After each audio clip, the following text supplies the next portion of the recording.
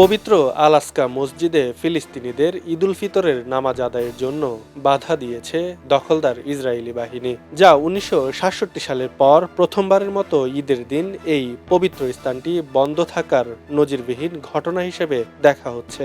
Israeli বাহিনীর প্রধান ফটকগুলো বন্ধ করে দেওয়ায় শত শত মুসল্লি মসজিদে প্রবেশ করতে পারেনি। বাধ্য হয়ে তারা মসজিদের প্রবেশদ্বার এবং আশেপাশের রাস্তাগুলোতে নামাজ আদায় করেন। শুক্রবার কাতার ভিত্তিক সংবাদ মাধ্যম আল জাজিরা এক প্রতিবেদনে এ তথ্য জানিয়েছে। প্রতিবেদনে বলা হয়েছে, শুক্রবার ইসরায়েলি সেনারা মসজিদের ভেতরের চত্বরে মুসল্লিদের প্রবেশ পুরোপুরি বন্ধ করে দেয়। অধিকৃত পূর্ব জেরুজালেমের দামেস্কো গেটে এলাকার মুসল্লিরা জড়ো হন, কারণ সেখান থেকেই তারা সবচেয়ে কাছে গিয়ে নামাজ পড়তে পেরেছেন।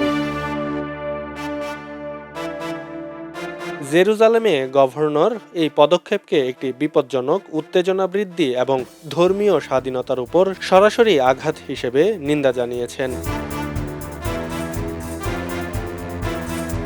ওয়াফা সংবাদ সংস্থায় প্রকাশিত এক বিবৃতিতে বলা হয়েছে, এই পদক্ষেপের লক্ষ্য হল নতুন জুডাইজেশন বাস্তবতা ছাপিয়ে দেওয়া এবং ফিলিস্তিনি ও ইসলামী পরিবেশ থেকে মসজিদটিকে বিচ্ছিন্ন করা। ইরান যুদ্ধ শুরু করার পর থেকে 21 দিন ধরে আলাস্কা মসজিদে মুসল্লিদের প্রবেশ করতে দিচ্ছে না ইসরায়েল।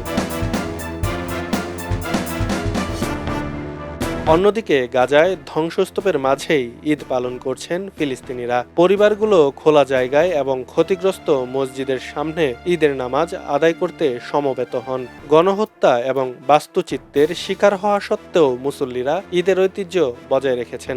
স্থানীয় প্রতিবেদনে বলা হয়েছে, 2023 সালের শেষের দিক থেকে ইসরায়েলি হামলায় গাজার প্রায় 1240টি মসজিদের মধ্যে 1100টির বেশি ধ্বংস হয়ে গেছে। আব্দুল্লাহ আল বাকি, খবরের কাগজ। খবরের কাগজ, নিখাত, নির্ভীক, নিরপেক্ষ।